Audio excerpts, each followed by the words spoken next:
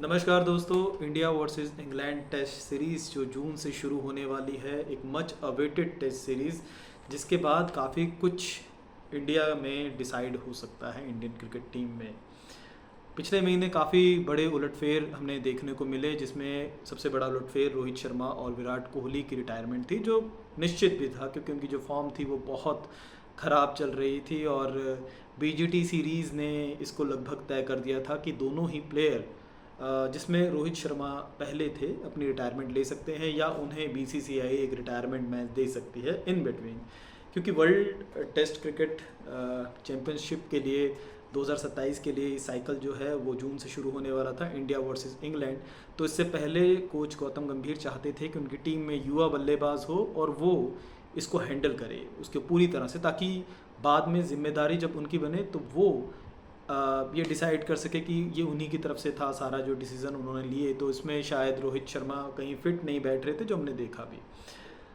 दोनों की रिटायरमेंट, जिसमें विराट कोहली की रिटायरमेंट तो बहुत ज़्यादा सरप्राइजिंग थी मेरे ख्याल से, थोड़ा अर्ली रिटायरमेंट ये उनकी थी। और जो बड़े बल्लेबाज होते हैं अक्सर टेस्ट में अपना फाइनल रिटायरमेंट करते हैं, जबकि विराट अभी वनडे खेलेंगे, जो वो अच्छा भी खेल रहे हैं, और T20 से वो पहले ही रिटायरमेंट ले चुके हैं। अब इन दोनों की रिटायरमेंट के बाद चीज़ें बहुत तेज़ी से बदली हैं इंडियन क्रिकेट टीम में, क्योंकि सबसे बड़ा सरप्राइजिंग फैक्ट था कि कौन क्रिकेट टीम के इंडियन क्रिकेट टीम का कैप्टन होगा, जिसके लिए कई नाम पहले शामिल थे, जिसमें शुभमन गिल को काफ़ी तरजीह दी गई थी और उन्हें ही फ़िलहाल बनाया गया है कैप्टन। जिस पे काफ़ी क्वेश्चंस भी उठे हैं कि उनकी एवरेज बहुत कम है, 35 की एवरेज की में के साथ किसी को कैप्टन बना देना कहाँ की समझदारी है। लेकिन अभी देखा जाए तो कोई भी बल्लेबाज इस अच्छी फॉर्म में नहीं है कि वो कैप्टन बन सके, इसीलिए शुभमन गिल पर ट्रस्ट दिखाया। और वैसे भी गौतम गंभीर के अंडर ऐसा ही कैप्टन चाहिए था जो उनकी बात को मान सके और एग्जीक्यूट कर सके। हालांकि केएल राहुल भी इसमें काफ़ी आगे थे, लेकिन केएल राहुल शायद अभी धीरे धीरे कॉन्फिडेंस गेन कर रहे हैं। जो बीजेटी सीरीज़ में उन्होंने एक ओपनिंग पारी खेली थी यशस्वी जायसवाल के बाद, उसके बाद से अभी उनका एक कॉन्फिडेंस तलाशना बाकी है। और इंग्लैंड के टूर में वो फॉरेन में बहुत अच्छा क्रिकेट भी खेलते हैं, तो उम्मीद रखी जा रही है उनसे कि वो एक अच्छा जो है प्रदर्शन करेंगे, जिसकी बदौलत भविष्य में उनको देखा जाएगा कि कहाँ जगह दी जा सकती है। हालांकि इसमें सरप्राइजिंग फैक्ट शुभमन गिल को कैप्टन बनाना नहीं था, जबकि ऋषभ पंत को वाइस कैप्टन बनाना, क्योंकि ऋषभ पंत की जो गेम है वो बिल्कुल टेस्ट से अलहदा है। और सुनील गावस्कर काफ़ी उनको क्रिटिसाइज़ भी कर चुके हैं उनकी खेलने के तरीक़ों को। और उनकी वाइस कैप्टनसी का मतलब क्या होता है कि जो कैप्टन को सपोर्ट करे, जो कैप्टन को ideas they in between games में कि किस बॉलर को जो है बॉलिंग करवानी चाहिए ताकि जो मैच को है कंट्रोल किया जा सकता है। उसमें ऋषभ पंत का क्या रोल रहेगा, हालांकि एक विकेट कीपर का रोल बहुत इंपॉर्टेंट होता है हर मैच में, क्योंकि वो एक बैट्समैन को अच्छे से समझ सकता है, वही एंगल में वो खड़ा होता है उसके पीछे और वो देख पाता है कि कहाँ शॉट जा रहा है। तो विकेट कीपर के सजेशन सबसे इंपॉर्टेंट होते हैं, और धोनी को एज एन कैप्टन हम देख भी चुके हैं। अब जो 18 लोगों की टीम जो चुनी गई है, हालांकि 18 लोगों को चुनना बहुत ज़्यादा ही एक ओवर सिलेक्शन जिसको कह सकते हैं, क्योंकि कॉन्फिडेंस जो है इसमें लैग करता हुआ कहीं दिख रहा है सिलेक्टर्स का। वो शायद किसी नाम पर गंभीर नहीं हो पाए, और ऐसा होना भी चाहिए था, क्योंकि बीजीटी के बाद जो एक्सपीरियंस है वो बहुत बुरा रहा है इंडियन क्रिकेट टीम का। जिस तरह का उनका एक रुतबा है, जो वो एक चैम्पियन है, T20 के भी चैम्पियन है, तो चैम्पियंस ट्रॉफी के भी विनर हैं, तो उस हिसाब से टेस्ट क्रिकेट में वो बहुत लैग कर रही थी टीम। तो इस वजह से कॉन्फिडेंस ज़्यादा आया नहीं सिलेक्टर्स पे, इसलिए उन्होंने 18 लोगों को चुना है, जिसमें कई यंगस्टर्स हैं, और ये ऐसे यंगस्टर्स हैं जिनके लिए शायद टेस्ट नया नया है। तो इसलिए कई जो बड़े लोग हैं क्रिकेट से जुड़े हुए वो कॉन्फिडेंस नहीं दिखा रहे हैं। उनका मानना है कि ये टीम शायद जीत ही ना पाए, कोई एक दो मैच भी ना जीत पाए। अगर आप इंग्लैंड के प्लेयर्स को देखेंगे तो वो कॉन्फिडेंस दिखा रहे हैं कि 5-0 से भी सीरीज़ वो जीत सकते हैं। इंग्लैंड की जो कंडीशंस है वो थोड़ा सा मुश्किल है, तेज पिचेस हैं, और जहाँ पे जिमी एंडरसन की हम बॉलिंग देख चुके हैं कितना स्विंग करती है, और उनके पास कई बॉलर्स हैं जो बहुत अच्छे हैं, जो बहुत फास्ट है। तो इंडियन बैटर्स के लिए वहाँ बहुत बड़ा एग्ज़ाम होगा। अब बैटिंग से शुरुआत करते हैं। तो बैटिंग में यशस्वी जायसवाल, जो कि पिछले मैचेस से ही बहुत अच्छा खेल रहे थे, तो उनको दोबारा इसमें सिलेक्ट किया गया है एज एन ओपनर ही वो इसमें हम दिखेंगे टीम में, तो उनका सिलेक्शन लगभग तय है आउट ऑफ 18 जो 11 टॉप 11 होंगी। इनके साथ 2 बैटर्स जो मुझको लग रहा है जो आएंगे, एक तो केएल राहुल है, वो ओपनिंग कर सकते हैं इनके साथ, और दूसरे हैं अभिमन्यु ईश्वरन। अभिमन्यु ईश्वरन एक बड़ा ही इंटरेस्टिंग एडअप है, बंगाल की रणजी टीम से वो खेलते हैं और ओपनिंग करते हैं, और उन्होंने इंडिया ए टीम के लिए भी ओपनिंग की है। अच्छी खासी उनकी एवरेज है, 100 से ज़्यादा फर्स्ट क्लास क्रिकेट खेल चुके हैं, कैप्टनसी भी कर चुके हैं इंडिया ए की, और 48 अराउंड उनकी एवरेज है, 27 उन्होंने शतक किए हैं।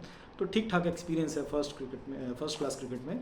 और बीजीटी सीरीज़ में भी वो गए थे, और हालांकि उनको बाहर रखा गया था, उनको खिलाया नहीं गया था। तो अब लेकिन उन पर क्योंकि 5 मैचेस की सीरीज़ है, तो बहुत हद तक है कि उनको मौका मिल सकता है।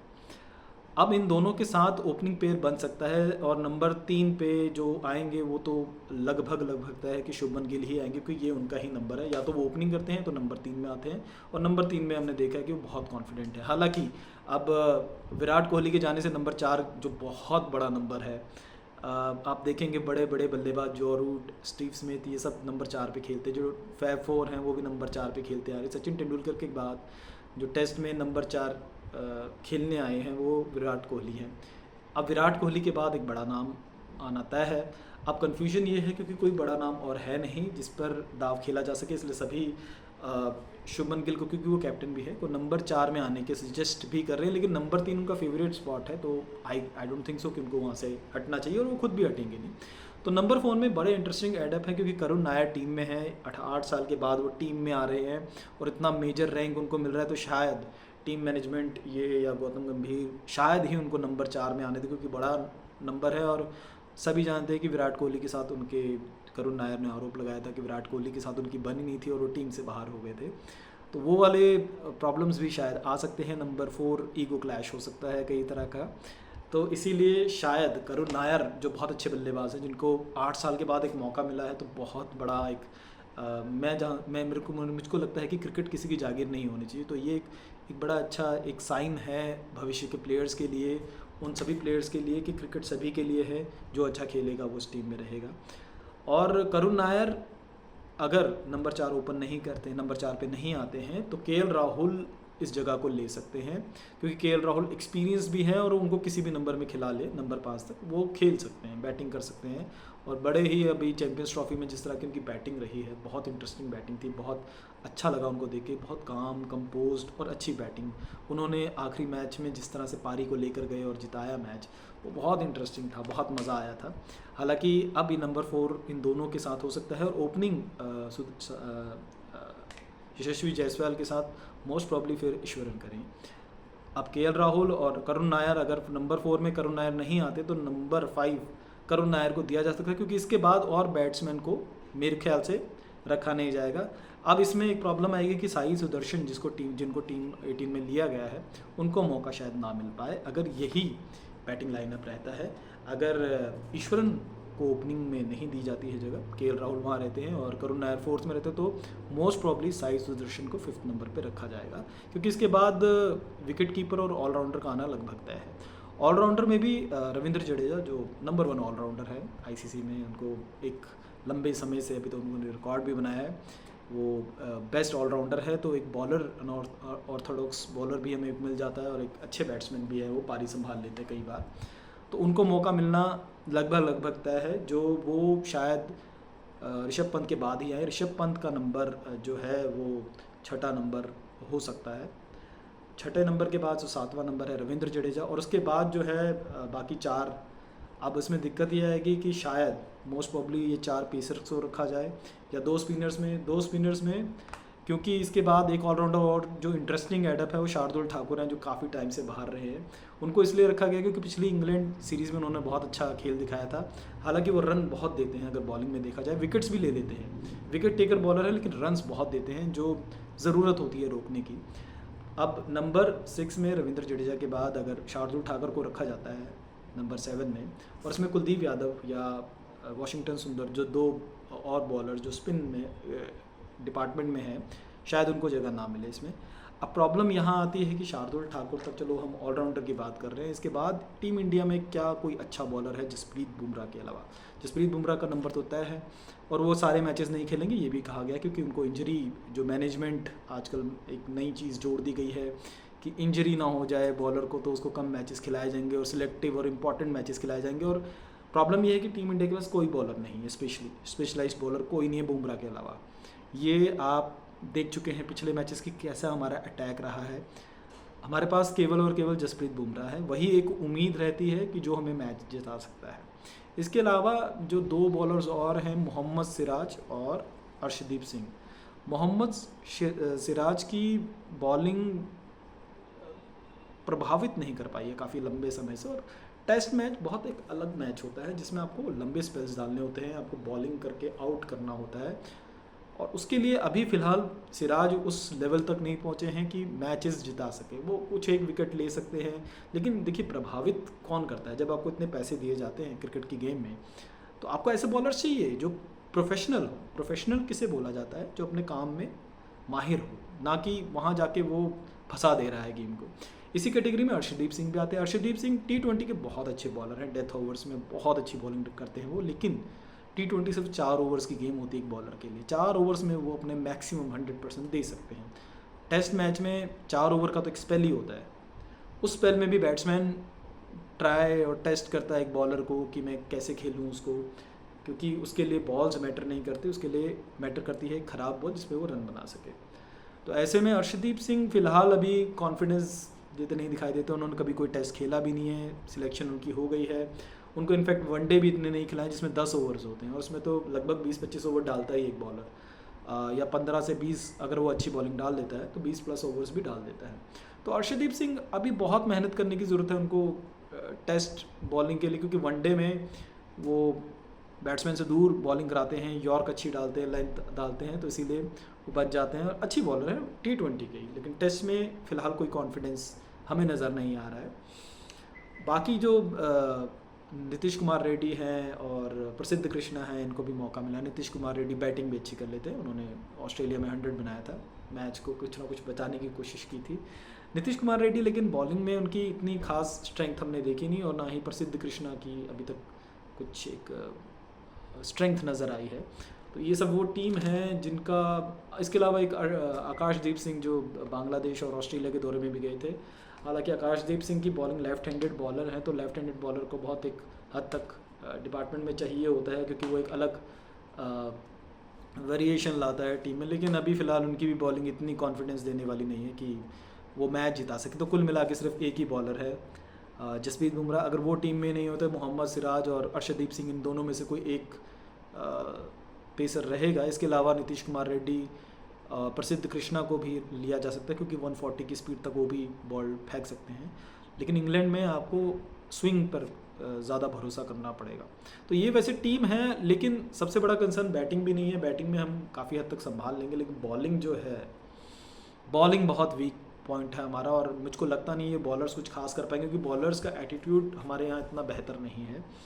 अगर आप बॉलर्स का एरा भी देखें, कपिल देव के बाद जैसे जुआगल श्रीनाथ ने कमान संभाली, उसके बाद अजीत अगरकर भी कहीं कहीं दिखे हमें, वेंकटेश प्रसाद, अजीत अगरकर। लेकिन उसके बाद जो मेन बॉलर अच्छे रहे वो जाहिर खान रहे, उन्होंने भी काफ़ी अच्छी बॉलिंग रखी, उन्होंने भी बहुत हद तक टीम को संभाले रखा। लेकिन उसके बाद सिर्फ जसप्रीत बुमराह दिखे, और उसके अलावा अभी क्योंकि जो जिस तरह से 2000 के बाद क्रिकेट काफ़ी ग्रो हुआ है, बैटिंग में हमने कितने ही अच्छे अच्छे प्लेयर्स देख लिए हैं, युवराज सिंह देखे हैं, विराट कोहली, रोहित शर्मा, अनेकों बैटर्स हमारी टीम में है। लेकिन बॉलर्स, उसमें भी पेस बॉलर्स कंसिस्टेंट रहे, जो ऐसा अच्छा बॉलर हमें नहीं दिखा। तो हमारे पास हमारी सबसे कमज़ोर कड़ी सिर्फ़ और सिर्फ बॉलिंग है। ठंड की कंडीशंस में बॉलिंग डालना, स्विंग और तेज़, एक बॉलर के लिए बहुत हद तक मदद मिलती है। वहाँ पे विंडी एक कंडीशंस होती है, बॉलर बहुत अच्छा घूमता है। अभी मोहम्मद सिराज के पास एक अच्छा ऑप्शन है अपने आप को प्रूव करने का। अगर वो ये चीज़ कैश ऑन नहीं करते हैं तो आई गेस आगे एक नए ऑप्शन की तरफ जाना पड़ेगा, जो नहीं है इंडिया के पास। बॉलर्स की बहुत भारी प्रॉब्लम है, और ये आप देखेंगे मैचेस में, क्योंकि 20 से 24 जून से भी ये दोबारा शुरू होगा। मैं काफ़ी देर से वेट कर रहा था कि वनडे से भी ज़्यादा, T20 से भी ज़्यादा जो टेस्ट मैच का जो एक अपना मज़ा है वो शायद आपको कहीं और नहीं मिल सकता, क्योंकि टेस्ट मैचेस के लिए एक पूरा एक कमिटमेंट चाहिए होता है एक प्लेयर का। याद होगा 2000 में जब बैट्समैन 500 बॉल्स खेल के सेंचुरीज, डबल सेंचुरीज बनाते थे, इतना टेम्परामेंट दिखाते थे, स्विंग बॉल के लिए खेलते थे, स्पिन को डिफेंस करते थे, कहाँ अटैक करना है, तो एक बैट्समैन की पूरी ताकत दिखती थी। तो आई होप सो कि इंडिया टीम इस सीरीज़ में, मुझे उम्मीद है कि वो जीत के ही आएगी और बहुत अच्छा एक मार्जिन देगी, क्योंकि अब गौतम गंभीर की स्ट्रेटेजी अब हमें देखने को मिलेगी एक नए कैप्टन के साथ, शुभमन गिल। उम्मीद करते हैं कि वो थोड़ा सा, जिसको बोलते हैं, ज़मीन से जुड़ के रहेंगे, क्योंकि वो हमें ऐसा नहीं दिख रहा है, क्योंकि बहुत ही भटके हुए लग रहे थे काफ़ी देर से। अब एकदम से कैप्टनसी एक नए 25 साल के लड़के को मिल गई है, तो उम्मीद करते हैं कि वो थोड़ा संभल कर खेलेंगे। और आगे भी मैं वीडियो बनाता रहूँगा, क्योंकि मुझे टेस्ट मैचेस बहुत पसंद है। एक जो लेजेंड्स हैं वो टेस्ट मैचेस से ही निकले हैं और बनते हैं। और जल्दी ही मैं नया वीडियो रिलीज़ करूँगा, और आपको ये वीडियो कैसी लगी मुझे ज़रूर बताइएगा। Thank you.